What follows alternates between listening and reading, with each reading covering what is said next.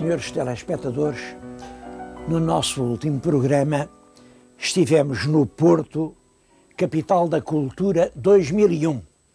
Bom, eu não mostrei senão uma pequena parte das coisas que queria mostrar e por isso voltei hoje cá. Queria chamar a atenção para isto. O Porto é conhecido no nosso país como capital do trabalho. Bom, e há pessoas que entendem que estas duas expressões, capital do trabalho, capital da cultura, não ligam lá muito bem. É importante refletir sobre isso. Realmente é verdade que em Portugal, em regra, o trabalho é para uns e a cultura é para os outros. Ainda é verdade que a nossa juventude está dividida em dois grandes grupos. Os que, como trabalham, não podem estudar e os que, como estudam, não podem trabalhar. Bom, mas tudo isso são coisas superficiais, porque a realidade é esta. Cultura é apenas uma mais-valia do trabalho. Onde não há trabalho, atividade produtiva, criação de riqueza, não há cultura. Todos os ciclos culturais brilhantes têm na sua base uma economia próspera, rica. É claro, podem-me dizer, isso não é bem assim, porque os gregos não trabalhavam e a cultura... Bom, não trabalhavam talvez os próprios filósofos, mas debaixo deles existia uma população imensa que revolvia o mundo para encontrar riqueza. E houve sempre realmente um pouco essa tendência. As pessoas que se dedicam à cultura gostam que sejam outros a trabalhar para eles, mas é realmente do trabalho que resulta a cultura. Isso é muito visível aqui na cidade do Porto. Vou-lhes mostrar 2 ou 3 exemplos que mostram isso com toda a evidência. Estou agora aqui numa livraria antiquária, a livraria académica, numa sala de raridades bibliográficas, tem tesouros. Eu vou chamar a atenção para alguns, por exemplo para isto. Isto que está aqui não é bem um tesouro, porque é uma edição relativamente recente, uma edição comemorativa da inauguração da Ponte da Rábida, que tem 50 e tantas gravuras do Porto. Algumas são realmente muito bonitas. Queria acentuar o seguinte: a cidade de Lisboa não tem nada que se pareça com este extraordinário número de gravuras da cidade. Representam cenas de navegação, cenas campestres, cenas de mercadoria, de exportação, de embarque de vinho, navios que entram, navios que descarregam, a população aglomerada no cais, muitas vistas do Rio Douro. Bom, é uma coleção realmente lindíssima, preciosa, e só a existência de monumentos como estes mostram até que ponto a cultura é prezada aqui no Porto. Esta livraria é a livraria académica, presta uma grande atenção a Camões. Eu estou-lhes a falar junto de um busto raro de Camões, rodeado de edições raríssimas de Camões, como por exemplo esta belíssima tradução inglesa feita em Londres dos Lusíadas. E a propósito de Camões, vou-lhes mostrar uma outra coisa.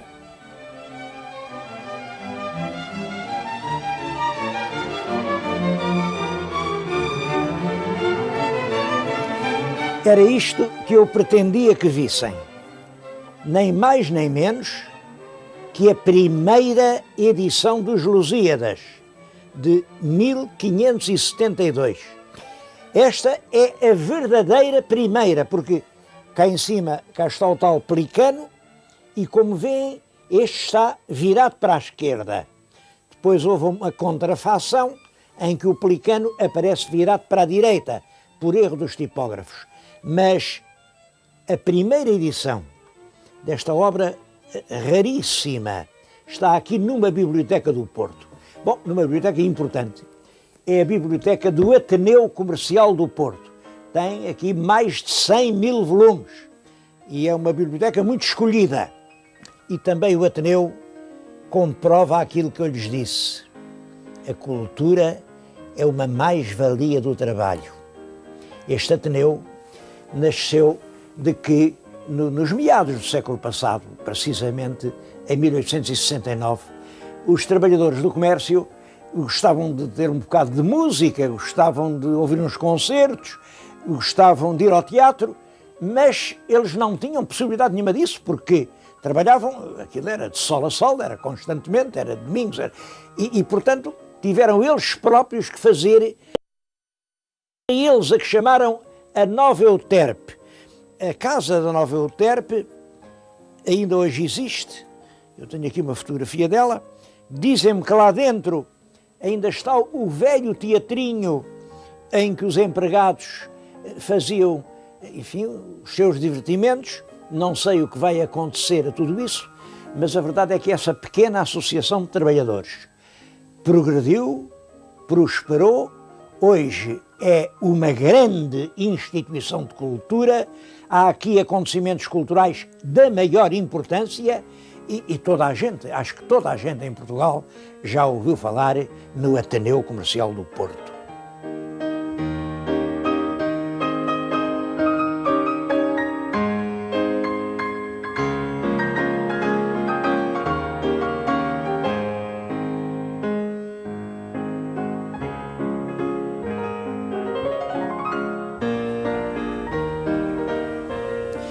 Uma outra história formidável do Porto que mostra até que ponto cultura é trabalho.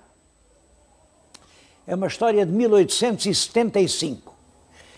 Nessa altura, só as pessoas importantes, os senhores burgueses, donos das lojas, com as suas respeitáveis famílias, é que iam ao Teatro Príncipe Real. Bom, os marçanos, coitaditos, os marçanos dormiam assim em cima das arcas e tal, não tinham direito de ir ao teatro. Mas eles também gostavam de música, também apreciavam a cultura, e então 5 marçanos juntaram os seus tostõezinhos, compraram uma frisa no Teatro do Príncipe Real e, na noite da ópera, lá estavam os 5 marçanos, todos contentes na frisa, é claro, e à volta estavam os patrões deles. Os patrões que ficaram absolutamente indignados. Mas então, que falta de respeito é este? Os nossos marçanos vêm aqui olhar para as nossas filhas, isto não pode ser. E é claro, na manhã seguinte, reuniram os patrões e os 5 marçanos foi tudo para o olho da rua. Respeitinho é muito bonito. Esta coisa do marçano ir ver o mesmo espetáculo que o patrão atenta contra a ordem estabelecida. Isto não pode ser. Bom, só que os marçanos viram a coisa de outra maneira. Acharam absolutamente revoltante que os patrões, que tinham pago as frisas e os camarotes exatamente pelo mesmo preço deles, não achassem que eles lá pudessem ir. E então, isto é em 1875, reparem, há um movimento geral de associação e de solidariedade nos empregados do comércio das lojinhas do Porto e fazem uma associação, a Benéfica. Eu estou-lhes a falar na Benéfica. A Benéfica, a primeira coisa que se destinava era a ajudar aqueles 5 rapazes que tinham sido despedidos pelo atrevimento de comprar uma frisa no Teatro do Príncipe Real. Bom, depois dessa pequena ajuda, desenvolveram-se, começaram a ter uma associação de socorros mútuos, a ajudar na doença, a ajudar na miséria, a levar os médicos à casa das pessoas pobres, e hoje já lá vão, isto foi em 1875, portanto, já lá vão 126 anos. A Benéfica continua viva. Tem nas paredes os retratos dos primeiros diretores que eu penso que se calhar algum deles pode ser um dos tais 5 primeiros marçanos. É uma instituição de grande valor, que presta grandes serviços aos empregados de comércio da cidade, tem serviços muito aperfeiçoados, e isto sim, isto é que é cultura verdadeira.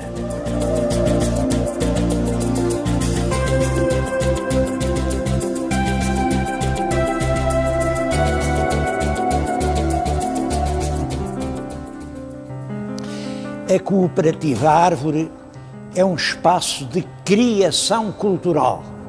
Criação cultural, isto é, de pesquisa, de procura de soluções plásticas novas. Eu acho isto extremamente importante. Como sabem, Portugal é um país extremamente conservador. Nós repetimos em cada época os modelos herdados do passado e quase sempre as nossas inovações são importações. São coisas que a gente viu lá fora, faz cá dentro a ver se também fica bem. Ora bem, a esta regra penso que a Árvore é de facto uma exceção. É realmente um lugar, uma reunião de plásticos e de pensadores de todas as origens e influências.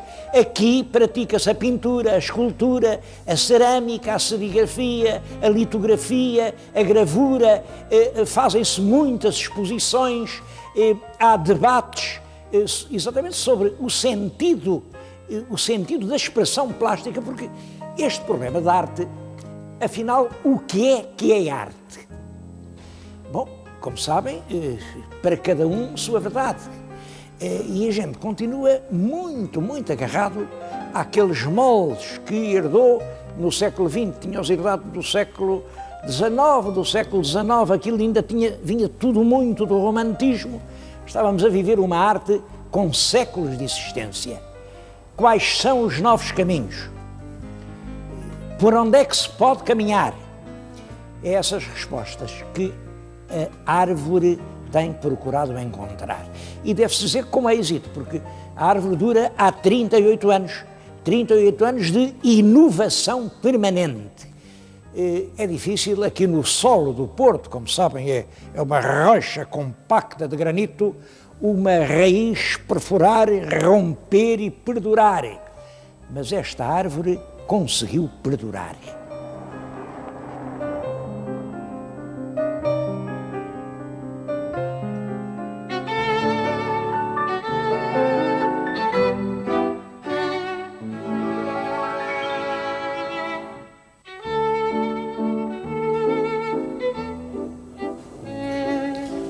Uma outra manifestação de cultura, em minha opinião, é a cozinha do Porto. Bem, toda a gente já ouviu, conhecem as tripas à moda do Porto e sabem a origem disso. É que aqui o Porto, que é uma região pecuária, era na Idade Média uma região pecuária riquíssima, era aqui que as armadas dos cruzados se abasteciam de carne em barricas de salmoura. Bom, mas como sabem, as vísceras não podem ser metidas na salmoura, porque apodrecem rapidamente e comunicam depois a podridão ao resto da carne. Portanto, eles matavam os animais, metiam a carne das barricas, as vísceras ficavam de fora, mas em vez de as destruírem, criaram esse prato famoso na culinária do Norte, que são as tripas à moda do Porto. Toda a gente sabe isso. O que poucos sabem é a história paralela das iscas. Isto que eu lhes estou a mostrar é uma isca. Uma isca. Bom, lá em Lisboa chamam-lhe, não sei porquê, patanisca. Mas isto realmente é uma isca de bacalhau. E qual é a origem disto? Os lugres entravam à Barra do Porto, carregados de bacalhau, depois o bacalhau era descarregado ao ombro de mulheres, mas as barbatanas tornavam muito difícil fazer os fardos, porque as barbatanas vinham para fora, incomodavam os movimentos. Então eles cortavam as barbatanas e ficavam ali montes de barbatanas de bacalhau, que eram utilizadas, porque enfim, sempre transmitiam um pouco do aroma do bacalhau à massa em que eram envolvidas e assim nasceram as iscas. Depois isto foi enriquecido, já também com a carne do bacalhau, e ainda hoje é um dos pratos característicos da culinária portuense. Esta capacidade de transformar sobejos inúteis em alimentos apreciados é sem dúvida cultura, do mesmo modo que a capacidade de transformar coisas úteis em sobejos e desperdícios é incultura.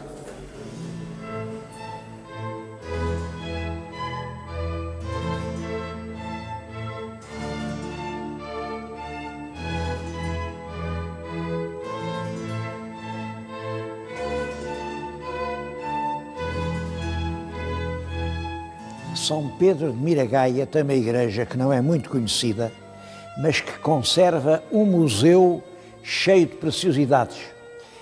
Está diante de nós um tríptico pintado na Flandres no século XVI, no tempo, portanto, da nossa grande atividade marítima. Era quando o Porto tinha uma ligação muito grande aos portos flamengos. E, é claro, em parte, as mercadorias do Porto eram pagas com obras de arte. Isto representa a descida do Espírito Santo, é o Pentecostes, e penso que a figura que além está ajoelhada é um mercador portuense. Foi a pessoa que mandou vir o quadro. Bom, mas há aqui muitos outros tesouros.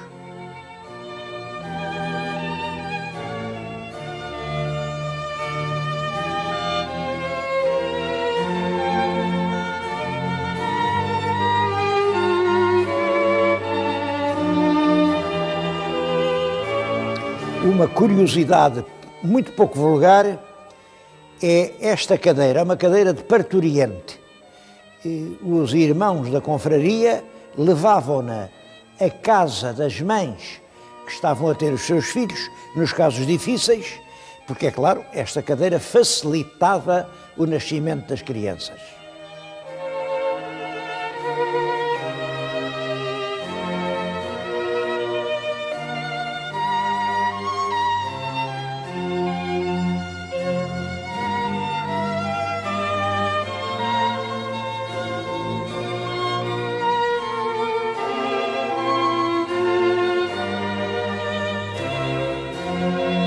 Mas há uma outra forma de cultura. Cultura são valores. Eu aqui há tempos escrevi um livro em que dizia que Lisboa é a capital de Portugal, mas o Porto é a capital do caráter. Bom, e podia ter dito mais, a capital do caráter e da solidariedade. Não há nenhuma cidade portuguesa onde as instituições de solidariedade humana tenham tanta força, tanto poder, tanta vitalidade, como na cidade do Porto. Eu sei que posso ser injusto, porque há tantas, mas eu alguma tinha que escolher.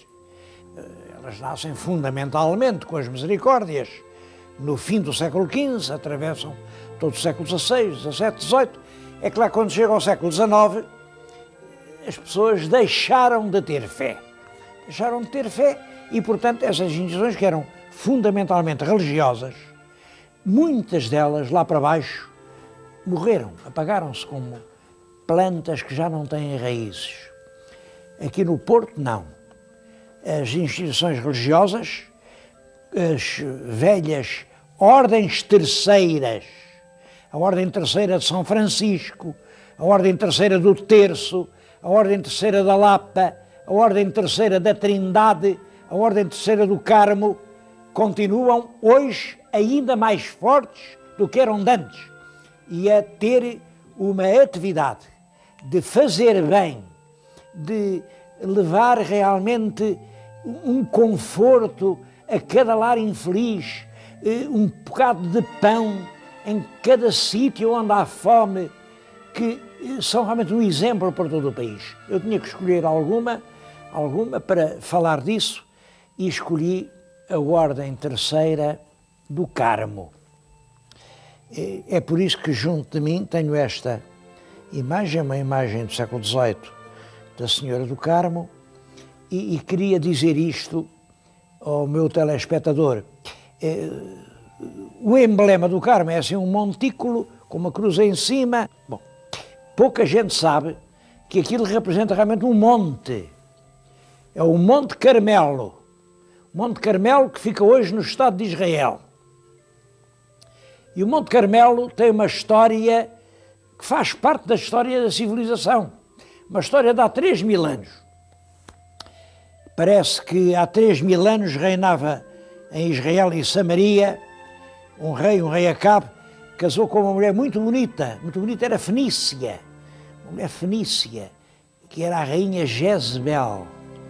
E a rainha Fenícia convenceu o rei judeu a trocar de Deus. Imaginem, ele mandou destruir todos os altares de Jeová e fazer altares ao Deus Baal. O Baal, bom, é claro, é nessa altura que vive o profeta Elias. O profeta Elias achou mal e então desafiou os sacerdotes do Deus Baal para subirem com ele até ao alto do Monte Carmelo. E lá, no Monte Carmelo, é um monte, eu já lá estive e é impressionante, é um lugar realmente impressionante. Ali vê-se até longe um Mediterrâneo muito azul. E o Elias disse: eu vou sacrificar um touro ao Deus que para mim é o verdadeiro Deus. Vocês sacrifiquem aí ao lado outro touro, um touro igual. E vamos pedir a Deus que venha dar um sinal de qual dos altares é o do Deus verdadeiro. Bom, estamos a falar da Bíblia, isto vem no livro dos Reis, do Velho Testamento. Lá, cada um matou o seu touro, cortaram em quartos, puseram um altar, e houve um grande estrondo nos céus, há um relâmpago, e o touro do profeta Elias, quer dizer, o touro do Jeová, foi imediatamente consumido, ao passo que o touro do Deus Baal continuou ali, ninguém lhe tocou. Foi a partir de então que os homens de Israel souberam qual era o Deus verdadeiro. É também a partir dessa altura que o Monte Carmelo se tornou uma espécie de altar místico. É ali que Deus se revela, é ali que se entende a verdade. Quando eu lá estive, vi que o monte ainda hoje está cheio de cavernas, umas cavernas com portas estreitas, viviam lá os ermitães, e isso é verdade desde há um período antiquíssimo, não sei até que ponto esta história da Bíblia traduz uma verdade exata. Agora, que hoje o Monte Carmelo é um lugar sagrado, Carmelo em italiano diz-se Carmine, em francês diz-se Carmel, em espanhol diz-se Carmen e em português diz-se Carmo. A Senhora do Carmo é a senhora que passou a ser venerada nessa montanha israelita, a Senhora do Monte onde Deus disse a verdade. A Ordem do Carmo existe hoje no Porto com uma grande força. O que estão agora a ver, olha, é um refeitório, estão ali a ver pessoas a comer, são pessoas que se não comessem ali, se calhar não tinham outro lugar onde fossem almoçar, e estão a ver ali umas dezenas, mas em cada ano fornecem 15.000 refeições, e não só ali, porque quando eles já estão muito velhinhos, já não podem andar, levam-lhe as refeições a casa. Isto mantém lares da terceira idade, onde estão pessoas, umas que pagam, são menos, outras que não pagam. Esses 3 lares, enfim, permitem a vida feliz de 120 pessoas. Tem um hospital particular, modelo, Este hospital é o hospital onde recorrem as pessoas mais importantes do Porto, porque aqui são extremamente bem tratadas. E é com esses lucros que se mantém aqueles que não têm posses para manter as suas vidas. Eu acho que este exemplo de solidariedade, de aproveitar aqueles que podem pagar para ajudar e enxugar as lágrimas daqueles que não têm poder para coisa nenhuma. Isto é uma lição de solidariedade humana, que é uma das provas de cultura, porque o futuro, senhores telespectadores, o futuro é a solidariedade. Se o caminho não for por aí, eu não vejo caminho nenhum.